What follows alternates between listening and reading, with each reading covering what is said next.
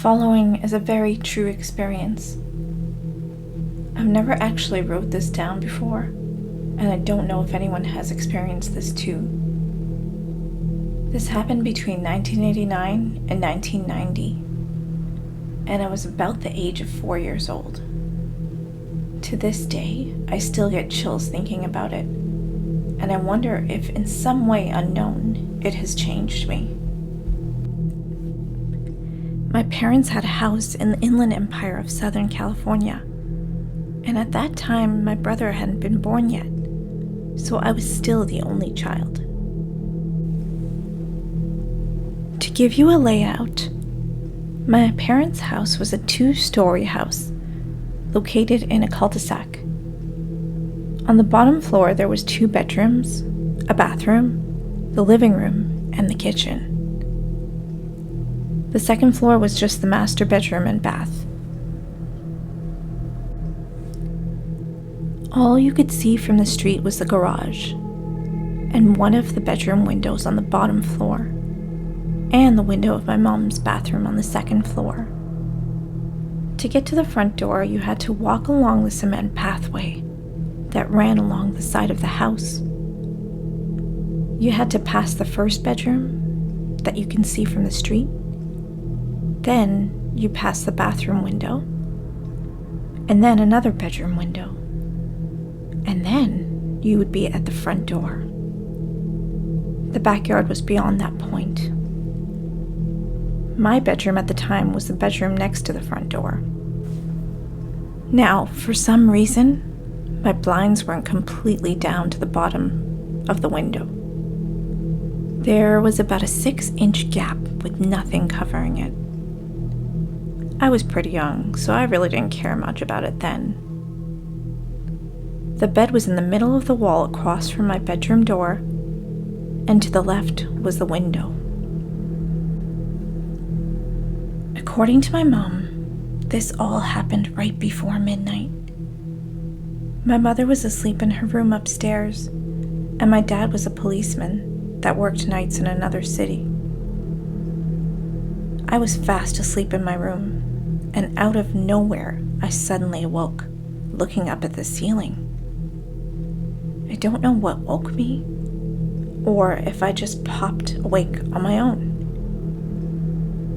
After my eyes adjusted to the night lights of my bedroom, I sat up and started looking around my room. All of a sudden, something caught my eye at the window, in the gap. First, I thought it was the streetlight reflecting on the window. But I knew for a fact that there was only one streetlight, and what I was looking at was 2 obvious glowing spots that were spaced apart as if on someone's face. Then I thought, is that a cat looking at me? And yes, I vividly remember thinking these things, trying to debunk this at 4 years old. I had remembered then that my cat Chelsea's eyes would reflect at night. But this looked different than that. The cat's eyes would almost have different colors when reflecting. These were 2 very solid, bright, white, glowing eyes, looking straight at me. I just stared at them frozen stiff, trying to make sense of what I was seeing. I couldn't see a face at all. The eyes were just so bright, nothing else stood out. That void or face around the eyes looked blacker than the night. I thought again, well, if this is a cat, how could a cat be big like a person? And why would a cat stand up to stare in my bedroom? Curiosity got the best of me, and I went for it.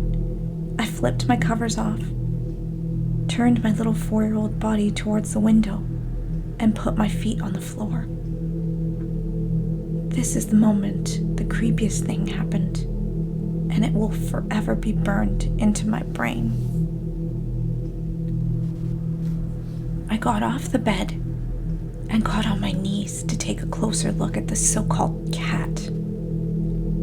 When at this very moment, this faceless pair of glowing white eyes begins to slowly and steadily tilt to the side.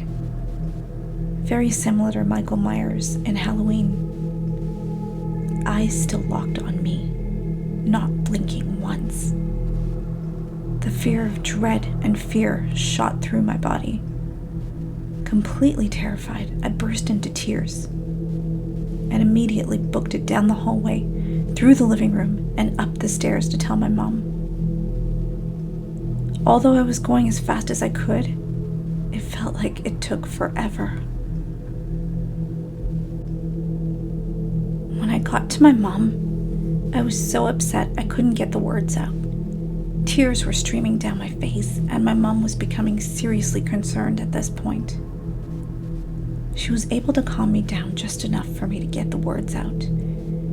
There are glowing white eyes looking at me through my window on the bottom. Stutter, crying hard. "Are you sure?" my mom asked. I cried out, "Yes." She didn't even go down to look. She just called the police. I don't remember the time it took for them to arrive or what they said because I finally fell asleep in my mom's bed. I do remember faintly waking up to a knock on the door and my mom going to open it. The cop speaks to her and I hear her say, "Okay, thank you, good night," and she shuts the door. "Did they find it, Mommy?" I asked, half asleep. "No, honey," he said. He said he couldn't find anyone. My mom told me softly, "It's okay now, just try to go back to sleep." It's safe to say that the next day, my whole window was covered. Years fast forward, and I'm now in middle school. Every now and then, I would think about that night. Sometimes I wondered if that moment was real, if those eyes were really there, those unforgettable white eyes. One day, a random thought came up, and I asked my mom if she remembered that night. She tells me, "Yes, of course. Why?" "I don't know, just wondering, I guess," I said. Then my mom proceeds to say, "Well, I never told you this, but when the deputy came out that night, he told me they made it a priority to get out to our house as soon as they could. Because not very long before, I called 911. They received another call from someone else, reporting that someone was looking into their window in our same neighborhood." Hearing that sent chills down my spine. And to this day, I wonder who or what was looking at me that night.